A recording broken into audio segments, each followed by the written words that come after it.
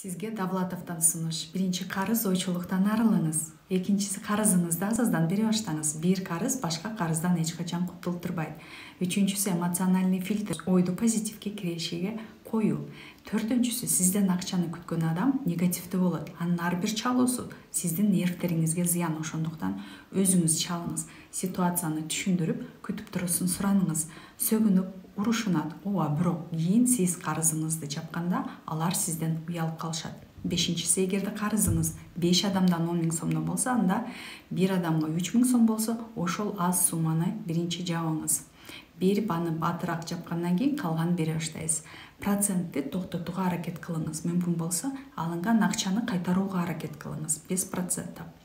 Жетинчиси, порядок. Карызды алуу берүү документтештирилген болуш керек. Чектер, тил кат жана башка. Эгерде өзүңүздү акчаны кайтара албайм деп ынандырсаңыз, дал ошондо болот. Проблемалар сизди талкалоого эмес, сизди күчтүү кылууга үйрөтүүгө берилет. Акча, статус адамды эң күчтүү кылбайт. Ишеним эң күчтүү.